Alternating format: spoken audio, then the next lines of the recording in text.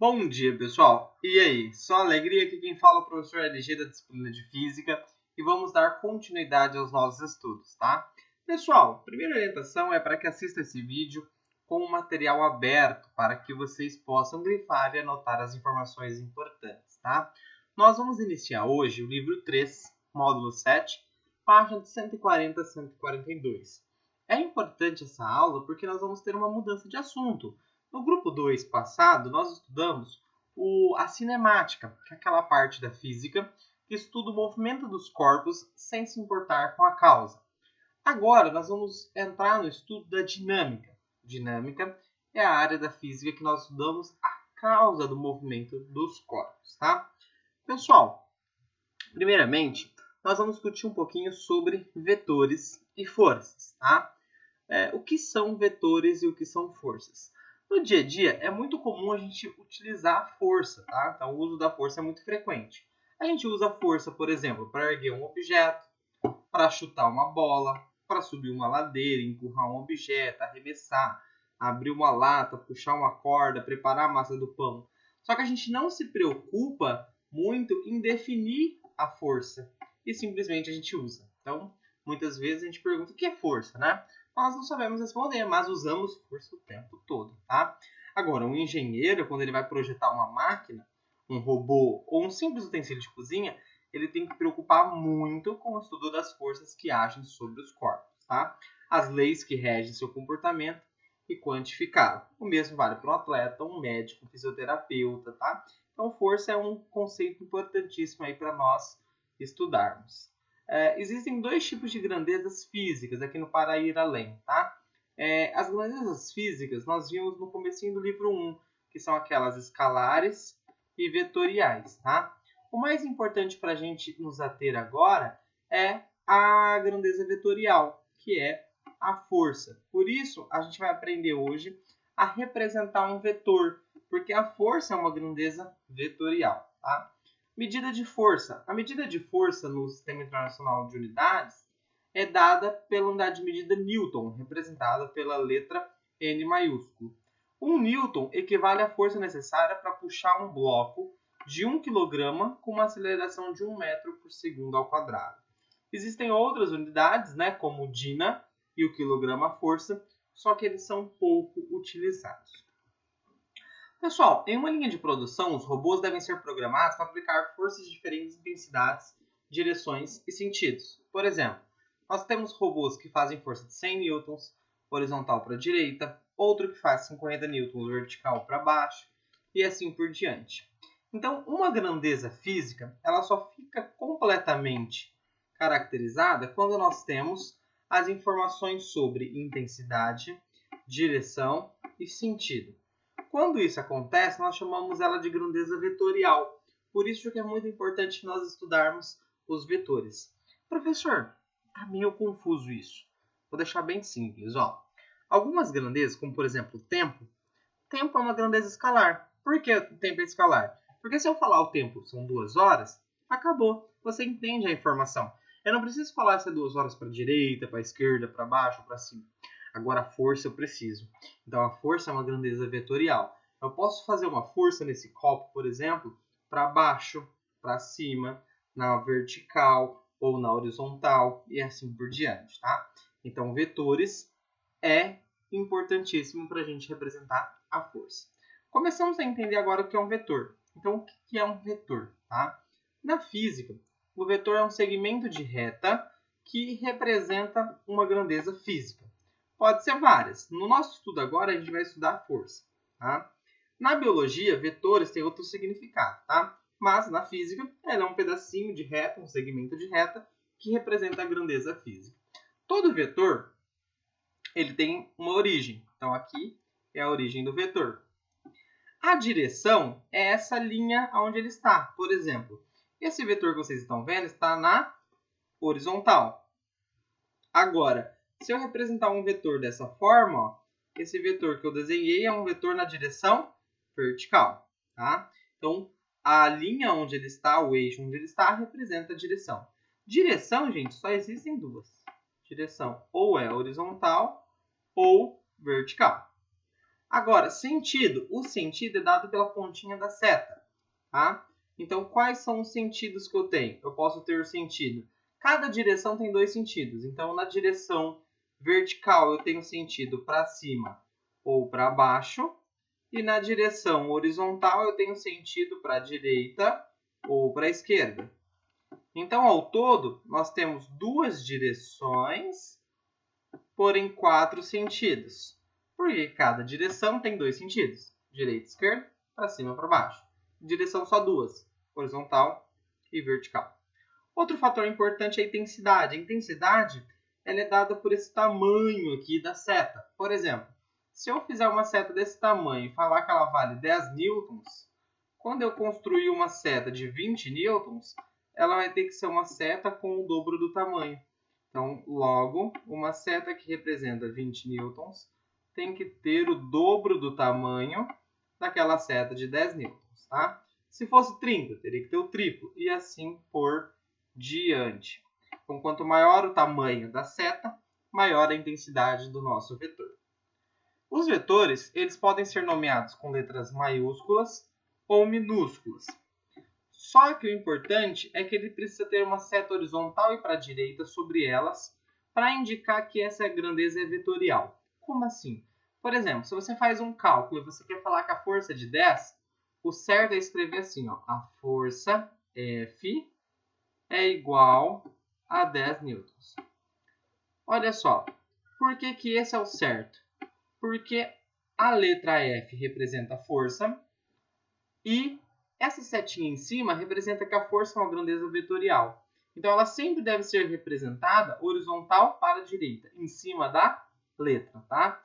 Então, sempre quando for dar resposta, em cima da letra tem que ter essa seta, para simbolizar para o professor que a força é uma grandeza vetorial. Olha aqui os exemplos, ó. Aqui o rapaz está empurrando o carro, então ele faz uma força F. Olha a setinha aqui em cima, ó, de 100 newtons. Aqui o rapaz está caindo, né, de paraquedas, então ele tem uma força, olha o F com a setinha, de 600 newtons. Aqui ele está empurrando a pedra, então ele tem uma força de 300 newtons, tá? Agora, então, o tamanho do vetor corresponde à sua intensidade. Quanto maior o vetor, maior a intensidade. Ou módulo, muitas vezes é trabalhado como módulo, só que módulo é sinônimo de intensidade. Então, se eu falar, aqui eu posso falar que a intensidade do vetor F são 10 ou o módulo são 10, tá? Embora nem sempre eles sejam representados no tamanho real ou em escala. A linha tracejada indica a direção. Então, por exemplo, essa linha aqui tracejadinha, ó, ela mostra que a direção aqui é horizontal. Essa direção aqui é vertical.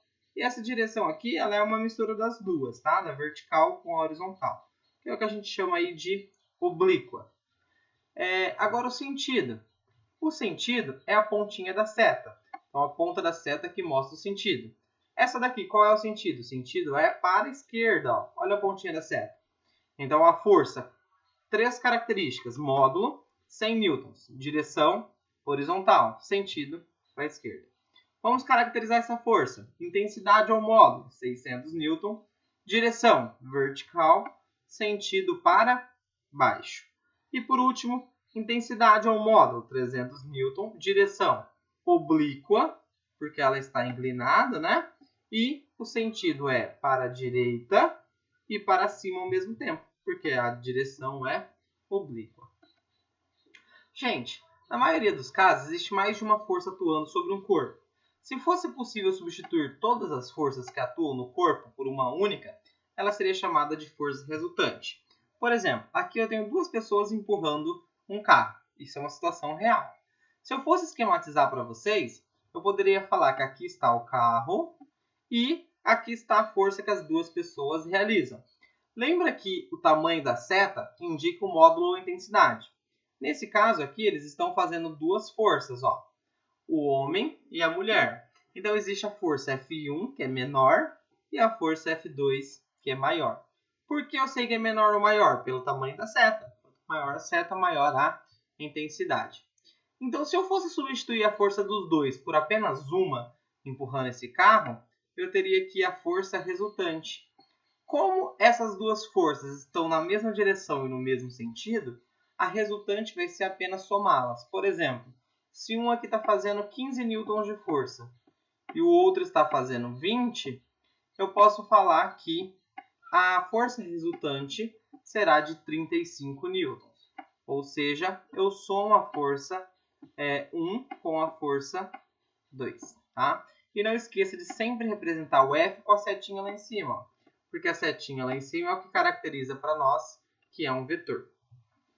Agora, quando a gente tem forças em sentidos opostos, como se fosse aqui um cabo de guerra, ó, cada um puxa para um lado, é diferente. Se eu fosse calcular a força resultante, eu não posso somar, porque eles estão puxando em sentidos opostos, para lados contrários. Então, aqui como que eu represento? Ó? Aqui é como se tivesse o meio do cabo de guerra. Aqui eu tenho a força 1 para um lado e a força 2 para o outro. Qual é a maior? No caso aqui o F2 é maior. Tá? Qual seria a força resultante? A força resultante seria uma menos a outra. Então a F2, como ela é mais forte que F1, ela vai anular F1 e vai sobrar um pedacinho dela, que é o que eu chamo de força resultante. Tá? É como se esse daqui tivesse 5 newtons e esse daqui tivesse 20 newtons. Então 20 menos 5 daria 15. Então eu posso falar que a força resultante seria 20 menos 5, que é igual a 15 newtons. Agora, quando tem uma outra casa aqui, quando as forças são perpendiculares. Perpendiculares lá na matemática é quando a gente tem um ângulo reto, ou seja, aqui um ângulo de 90 graus. Quando isso acontece, a força resultante ela vai ser a hipotenusa. Ó. Então, eu posso encontrar pelo teorema de Pitágoras. A força resultante ao quadrado é igual a essa força 1 ao quadrado mais essa força 2 ao quadrado. Tá? Nesse caso, ó, vamos supor que aqui seja 3 ó, e aqui embaixo seja 4. Aí basta você aplicar no teorema de Pitágoras. Ó. 3 ao quadrado mais 4 ao quadrado. Isso é igual ao quê? Igual a força resultante. Lembra que tem que representar com a setinha aqui em cima ao quadrado. Agora, para resolver, ó, 3 ao quadrado é 9, mais 4 ao quadrado, 16, que vai dar 25. O F passa para cá tirando a raiz quadrada de 25 vai dar 5. Então, eu posso falar que a força resultante FR é igual a 5 newtons. Então, isso é assim que se resolve por Pitágoras, tá? Então, eu levei aqui 3 ao quadrado, 9, 4 ao quadrado, 16. Somei os 2, dá 25, o ao quadrado passou para lá, tirando a raiz, que dá 5 newtons. Gente, observação. Considere que as forças aplicadas pelos rebocadores são perpendiculares. Então, a gente pode usar a força resultante, a hipotenusa, aplicando o teorema de Pitágoras. Até agora, nós vimos como representar e como somar forças. Mas, afinal, o que é uma força? A força é um agente físico capaz de alterar a velocidade de um corpo ou deformá-lo. Então, por exemplo, se eu pego um corpo e aplico uma força, eu vou colocar a velocidade nele. A velocidade dele era 0 e ele vai passar a se movimentar com uma certa velocidade. Ou deformá-lo. Como assim deformá-lo? Eu posso amassar uma latinha usando uma força. Tá? Por exemplo, ao empurrar um carro, a gente provoca uma mudança na velocidade. Essa alteração na medida em um intervalo de tempo nos dá a aceleração que foi sofrida pelo corpo. Quando a gente aperta uma mola, a gente deforma o corpo. Dessa forma, a gente pode falar que a força é o resultado da interação entre dois corpos. Essa definição é muito importante. A força é o resultado da interação entre dois corpos. Por que ela é importante? Porque um corpo sozinho não tem força. Um corpo sozinho não sofre força nenhuma. Ele precisa interagir entre dois corpos. Por exemplo, a nossa força-peso. Por que existe a nossa força-peso? Porque é a interação da nossa massa com o planeta Terra, tá? Então é importante que a gente entenda que precisa dessa interação entre dois corpos. O ramo da mecânica que se ocupa do estudo das forças é chamado de dinâmica, tá? E esse é o conteúdo que nós vamos estudar ao longo desse livro 3, tá? Pessoal, por enquanto, obrigado pela atenção nessa aula. Vou deixar exercícios para vocês responderem lá no Foco Infinito, tá? Um abraço E foi bonito, foi intenso, foi verdadeiro, mais sincero. Tchau, tchau, até mais.